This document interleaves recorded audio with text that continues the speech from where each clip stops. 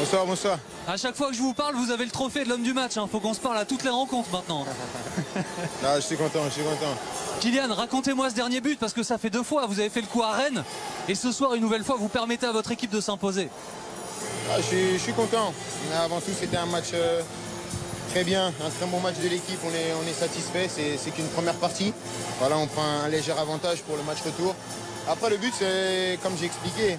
Ney me donne le ballon. Je suis dans un 2 contre 1, mais j'ai l'avantage de rentrer vite dans la surface. Donc dans la surface, c'est l'attaquant qui est maître de choisir. Ils sont sur le recul frein, ils hésitent et moi, je sais ce que je veux faire. Et j'arrive après à placer le ballon entre les jambes du gardien. Kylian, depuis les tribunes, ce match, il donne un feeling un peu étrange. On a vu un Real qui presque a refusé le combat. Est-ce que vous l'avez ressenti comme ça, vous aussi, sur le terrain? Non, une équipe comme le Real Madrid, ça refuse jamais le combat. Et ils ont eu une stratégie. Voilà, elle n'a pas marché pour ce match aller, mais je pense qu'ils vont jouer différemment. Mais parce qu'ils n'auront plus le choix, parce qu'ils seront devant leur public, parce que ce sera un contexte différent et nous, on devra se préparer en championnat pour arriver prêt le 9 mars. Question de Johan Jourou pour vous.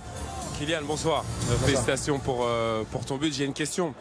Je te vois, tu redoubles d'efforts, autant défensivement qu'offensivement. Comment tu fais à chaque fois pour être encore aussi lucide en fin de match, pour déjà dribbler 2 joueurs, puis encore avoir la lucidité de la mettre entre les jambes de Courtois?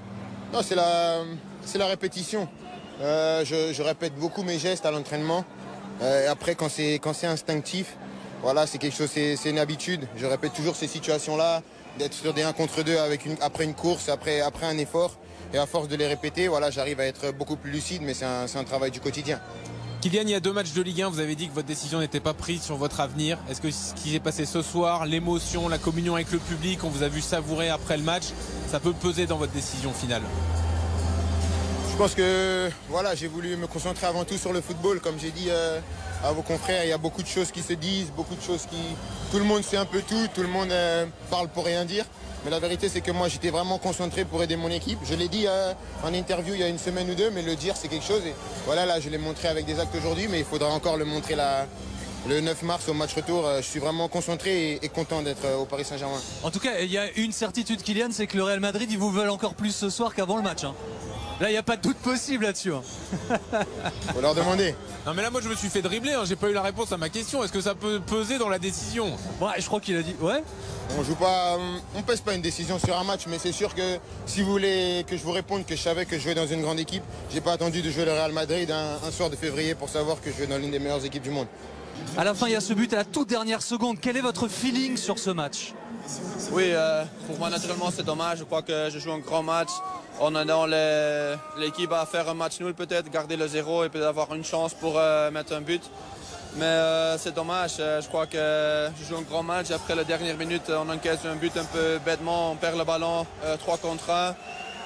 Après, je crois qu'il il part de 2 hommes et après juste il met le ballon en dessous de mon corps. Donc c'est dommage parce que j'ai essayé de prendre assez d'espace mais pas assez en dessous. Donc dommage quoi. Thibaut, le Real a joué très bas. Est-ce que le Real n'a pas joué trop bas? Parce que quand le Real a récupéré la balle, il y avait 70 mètres à faire pour Vinicius, pour Benzema. Oui, mais je ne crois pas qu'on voulait jouer si bas.